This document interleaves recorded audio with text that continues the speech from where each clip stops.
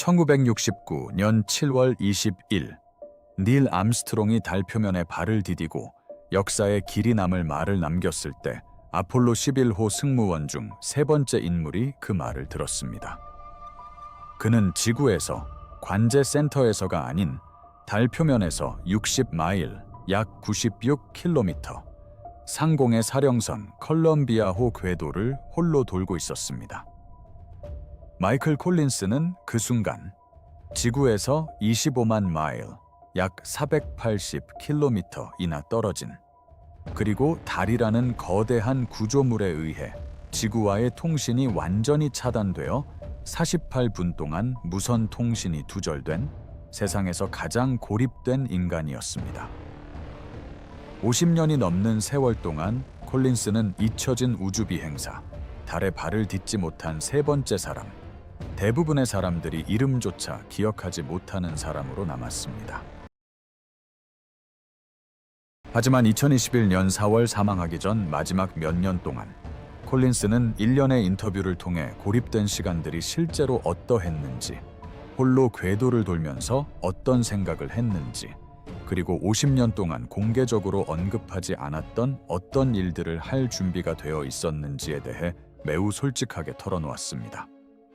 그가 마침내 고백한 내용은 누구도 예상하지 못했던 것이었고, 아폴로 11호 임무가 50년 동안 세상에 알려져 온 승리의 이야기보다 훨씬 더 위태롭고 심리적으로 훨씬 더 참혹했으며 재앙으로 끝날 뻔했다는 사실을 드러냈습니다. 이 이야기는 마이클 콜린스의 이야기이며, 그가 마지막 몇 년 동안 아폴로 11회대에 마침내 밝힌 내용과 그의 고백이 인류의 가장 위대한 업적에 대해 우리가 알고 있다고 생각했던 모든 것을 어떻게 뒤바꾸는지에 대한 이야기입니다. 마이클 콜린스는 1930년 이탈리아 로마에서 태어났는데, 그의 아버지는 당시 미국 육군 무관으로 근무했습니다. 군인 집안에서 자란 그는 웨스트포인트 사관학교를 졸업하고 공군 전투기 조종사가 되어 F-86 세이버를 조종하고 에드워즈 공군 기지에서 실험 항공기를 시험했습니다.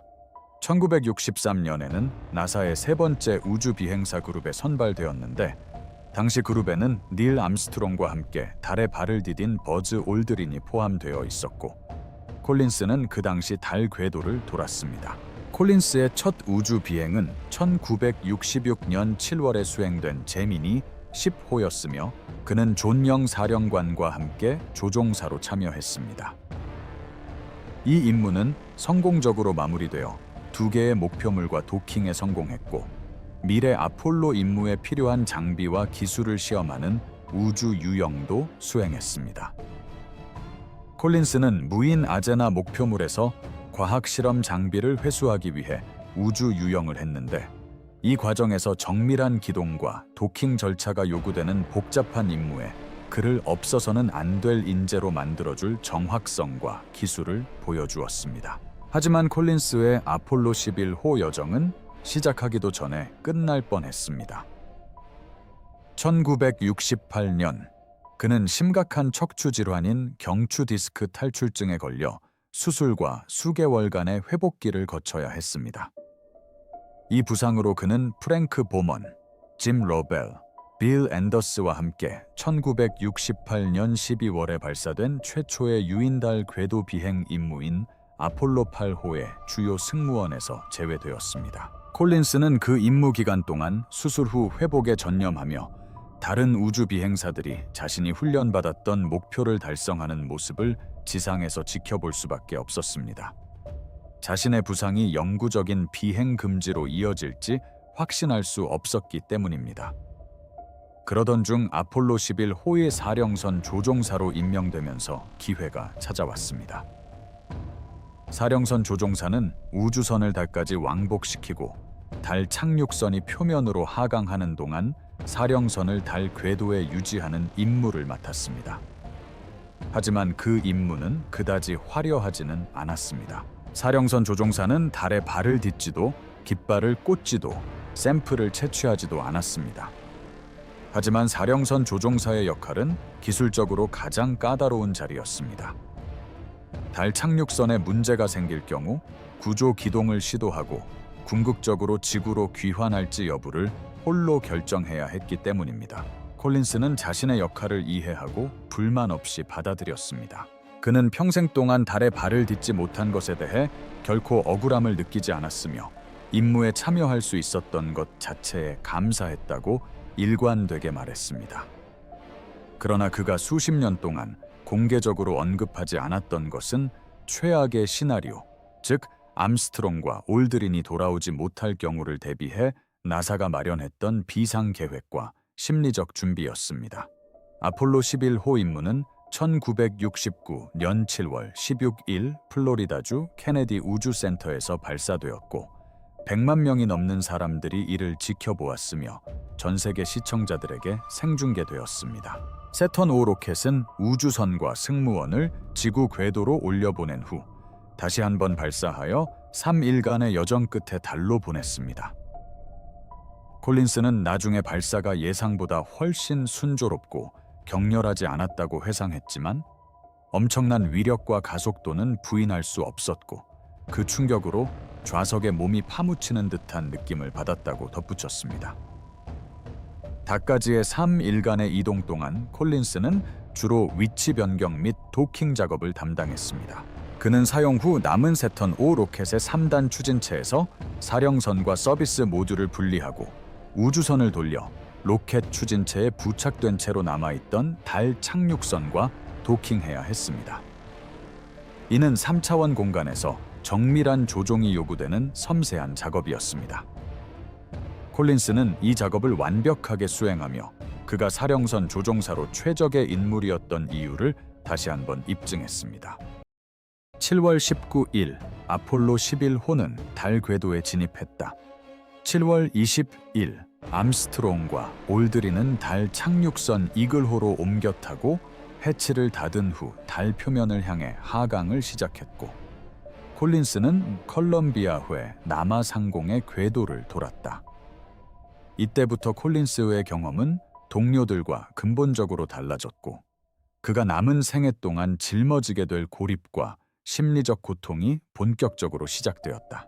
암스트롱과 올드린이 하강하고 착륙하고 달 표면 탐사를 준비하고 2시간 30분 동안 표면에 머물고 달 착륙선으로 돌아와 휴식을 취하고 궤도 복귀를 준비하는 동안 콜린스는 홀로 궤도를 돌았습니다. 그는 2시간마다 달 주위를 공전하며 각 공전 궤도에서 48분 동안은 달 뒤편을 지나가면서 어떤 무선 신호도 도달할 수 없어 모든 사람과 완전히 연락이 두절되었습니다. 그는 모든 면에서 완전히 고독했습니다. 일반적으로 콜린스의 단독 달 궤도 비행은 평화롭고 거의 낭만적인 궁극적인 고독의 경험으로 묘사됩니다.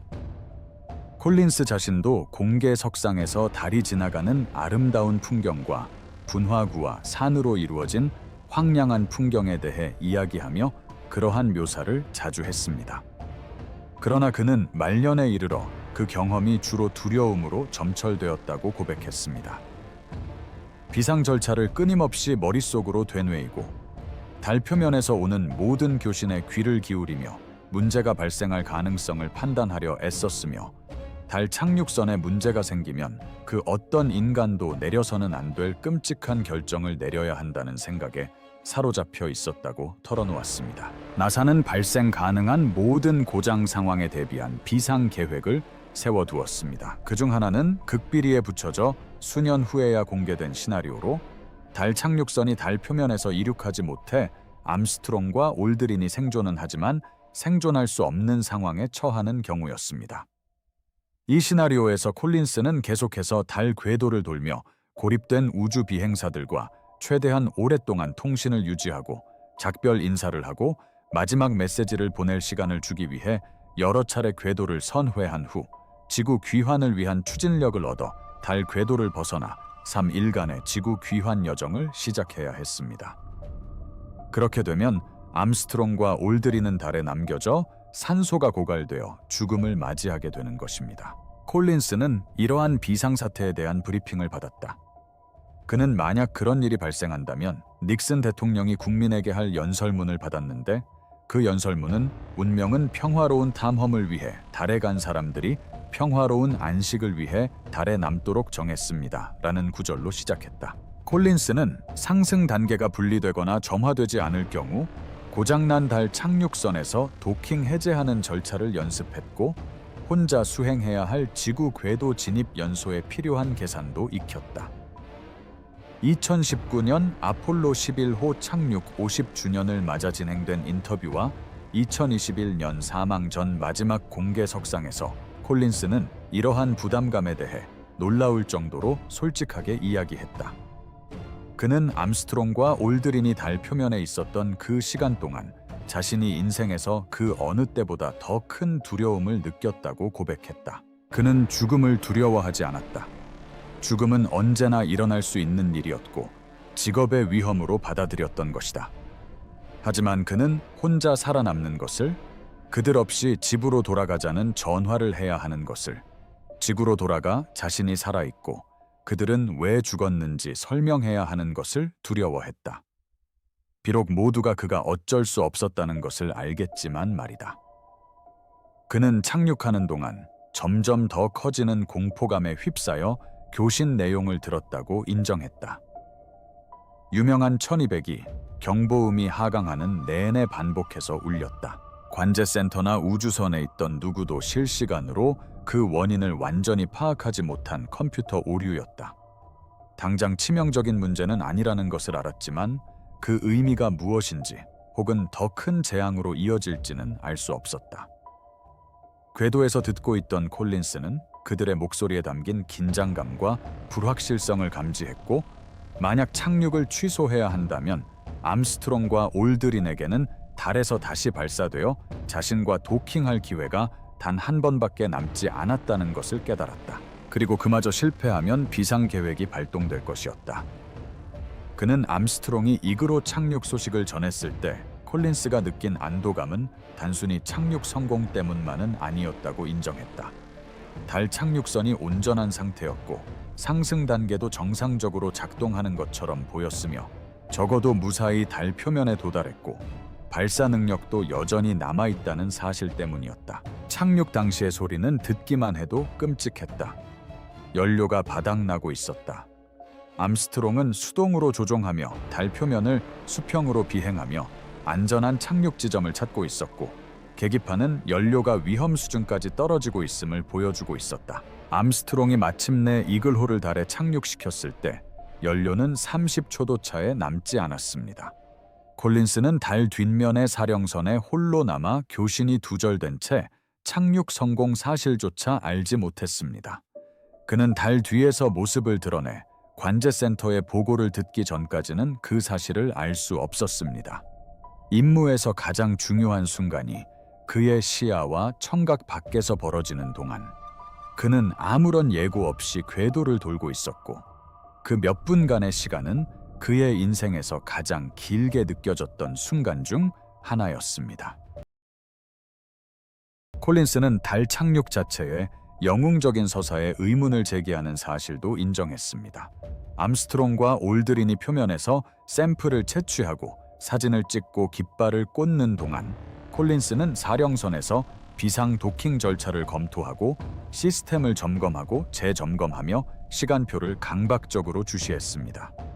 암스트롱과 올드린이 표면에 머무는 매 순간이 발사의 차질을 빚을 수 있는 문제가 발생할 수 있는 순간이었기 때문입니다. 대중은 달 착륙을 임무의 절정, 위대한 업적으로 여겼습니다. 콜린스에게 그 시기는 극도의 불안감을 안겨준 때였습니다. 동료들이 달 착륙선의 상대적인 안전지대 밖에서 무방비 상태로 노출되어 있었기 때문입니다. 그는 동료들이 임무를 마치고 착륙선 안으로 돌아와 발사되어 궤도에 복귀하고 자신과 도킹하여 함께 귀환 여정을 시작하기를 간절히 바랐습니다. 마침내 암스트롱이 착륙선 안으로 돌아와 해치를 밀봉했고 선실의 압력이 가해져 발사 준비를 마쳤다고 보고했을 때 그는 이루 말할 수 없는 안도감을 느꼈다고 고백했습니다. 그들은 아직 살아 있었고 다시 우주선의 보호를 받고 있었으며 집으로 돌아갈 기회가 있었다. 하지만 아직 끝이 아니었다. 상승단이 점화되어야 했고 하강단과 깔끔하게 분리되어야 했으며 궤도에 도달하기 위한 적절한 궤적과 속도를 확보해야 했다. 그리고 콜린스가 레이더로 그들을 찾아내 거리를 좁히고 완벽한 도킹을 수행해야 했다. 달 표면에서의 발사는 순조롭게 진행되었다. 상승기가 점화되고 이그로는 다시 궤도에 진입했으며 콜린스는 콜럼비아호와의 도킹 시퀀스를 시작했다. 그는 레이더, 광학 조준, 수동 추진기, 제어를 조합하여 몇 시간 동안 콜럼비아호를 이글호에 더욱 가까이 접근시켰고 궤도를 맞추고 최종 거리를 좁히기 위해 작고 정밀한 연소 작업을 수행했다. 두 우주선이 서로 만나 만족스러운 기계음과 함께 결합되는 순간, 바로 그 도킹 순간이 콜린스가 지금까지 들었던 소리 중 가장 아름다운 소리 중 하나였다고 말한 순간이었습니다. 그 순간 그는 마침내 자신들이 지구로 돌아갈 수 있을 것이라는 사실을 믿을 수 있게 되었습니다. 암스트롱과 올드린은 도킹 터널을 통해 콜럼비아호로 복귀하면서 귀중한 달 샘플과 달 탐사 모습을 기록한 카메라 필름을 함께 가져갔습니다. 그들은 달 착륙선을 분리한 후 콜럼비아호의 엔진을 정화하여 달 궤도를 벗어나 지구로 귀환하는 3일간의 여정을 시작했습니다. 귀환은 임무의 마지막 단계, 승리의 행진이 될 예정이었습니다. 하지만 콜린스는 지구 대기권에 재진입하고 낙하산을 펼쳐 1969년 7월 24일 태평양에 착수할 때까지는 완전히 긴장을 풀 수 없었다고 인정했습니다. 여전히 많은 문제가 발생할 수 있습니다. 달 궤도를 벗어나기 위해 작동해야 하는 서비스 모듈 엔진이 고장날 수도 있고 재진입 중에 사령선 모듈에 열 차폐막이 파손될 수도 있습니다. 낙하산이 고장날 수도 있었다. 콜린스는 그들이 바다에 떠서 헬리콥터가 다가오는 것과 USS 호넷 항공모함이 그들을 향해 다가오는 것을 볼 수 있게 되었을 때 비로소 8일 전 발사 이후 품어왔던 긴장감을 떨쳐낼 수 있었다. 그들은 3명 모두 무사했다. 그는 비상계획을 발동할 필요가 없었다. 혼자 돌아갈 필요도 없었다. 그들은 집에 있었다. 하지만 일어날 뻔했던 일에 대한 심리적 부담감은 그에게서 완전히 사라지지 않았다. 아폴로 11호 임무 이후 수년간 콜린스는 수천 건의 인터뷰를 하고 수많은 공식 석상의 모습을 드러냈다. 그러나 그는 비상계획에 대한 자세한 이야기, 홀로 귀환해야 한다는 두려움, 그리고 임무에서 가장 유명한 순간에 필요하다면 동료들을 버리고 떠날 준비를 해야 한다는 자신의 역할이 얼마나 큰 무게였는지에 대해서는 거의 언급하지 않았다. 그는 쾌활하고 유능하며 자신의 역할에 완벽하게 만족하는 3번째 우주 비행사라는 대중적 이미지를 유지했습니다. 콜린스가 임무 수행 중 겪었던 심리적 어려움에 대해 더욱 솔직하게 이야기하기 시작한 것은 그의 생애 마지막 몇 년, 특히 2019년 50주년 기념 인터뷰와 2021년 사망 전 마지막 공개 발언에서였습니다. 그는 두려움, 고립감, 비상계획에 대한 부담감, 그리고 마침내 모듈에 도킹하여 모두 함께 귀환한다는 사실을 알았을 때 느꼈던 극심한 안도감에 대해 털어놓았습니다. 그 안도감은 너무나 강렬해서 거의 고통스러울 정도였다고 했습니다. 그는 또한 아폴로 11호가 미국의 기술적 탁월함과 치밀한 계획의 승리라는 안일한 평가의 의문을 제기하는 사실을 인정했습니다. 그는 임무의 성공이 준비만큼이나 운과 임기응변 덕분이 컸으며 착륙 과정에서 아무도 무슨 일이 일어나고 있는지 무엇을 해야 할지 몰랐던 순간들이 있었다고 말했습니다. 또한 암스트롱이 최종 하강 단계에서 수동으로 조종했던 것은 연료가 떨어지기 전에 착륙할 평평한 곳을 필사적으로 찾았기 때문이며 만약 수많은 사소한 일 중 하나라도 달랐다면 임무는 실패하고 그는 홀로 지구로 귀환하는 악몽 같은 상황에 직면했을 것이라고 밝혔습니다. 그는 운과 임기응변이 결과에 결정적인 역할을 했다고 강조했습니다.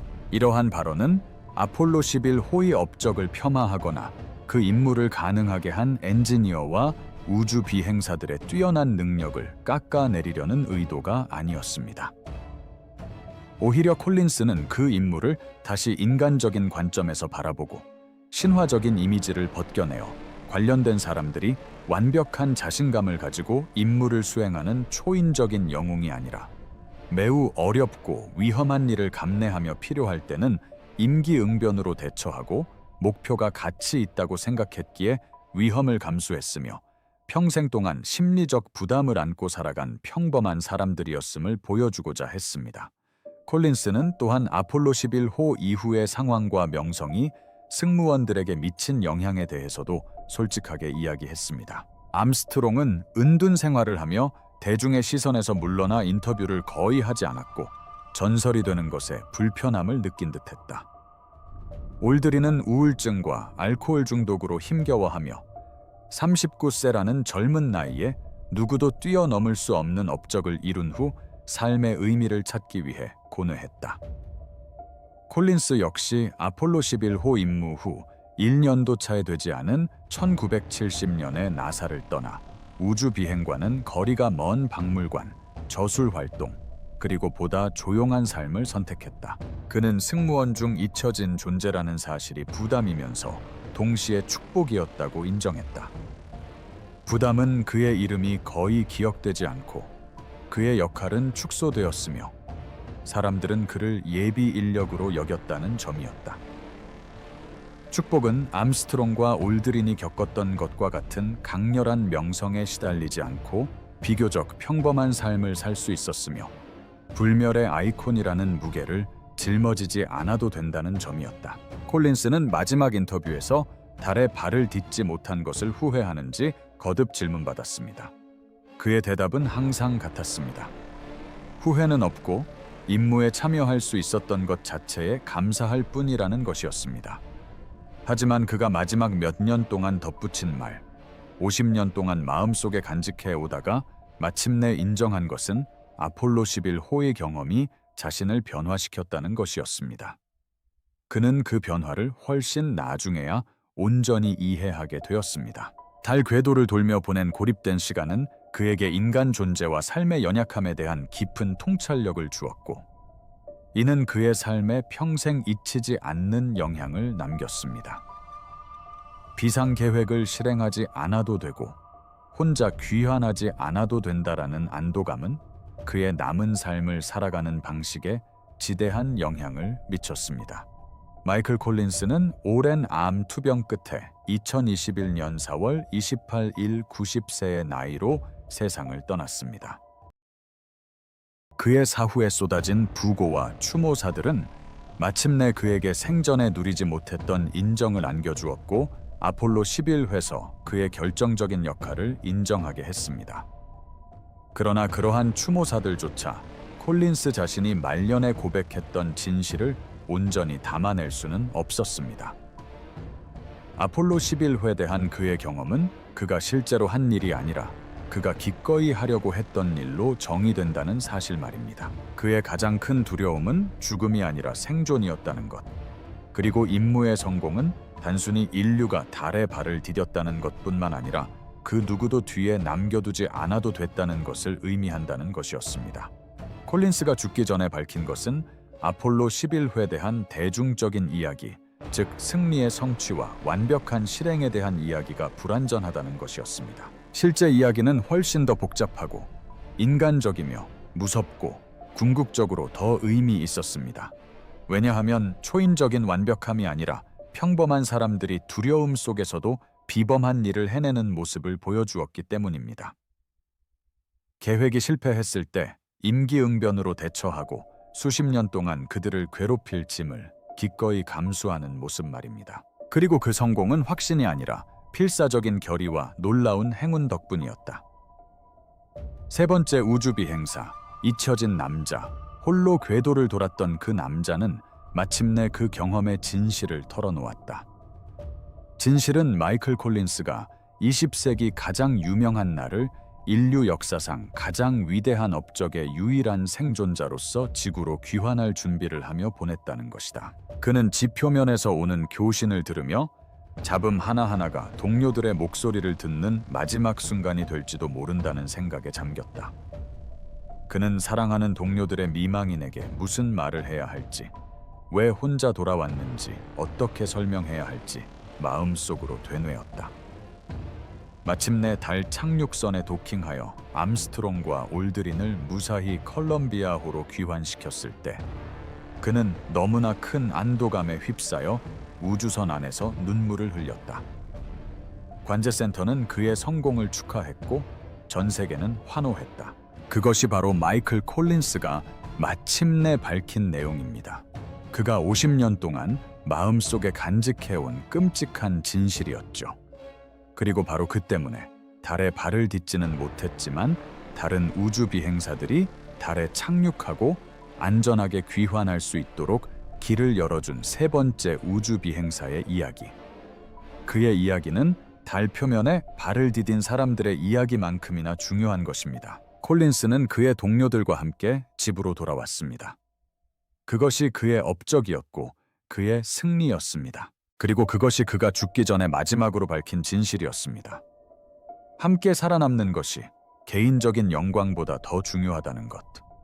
임무의 성공은 누가 달에 발을 디뎠느냐가 아니라 누가 무사히 귀환했느냐로 측정된다는 것이었습니다. 그리고 역사의 뒤앙일로 사라지는 것은 혼자 돌아오지 않아도 된다는 점에서 감수할 만한 대가였다.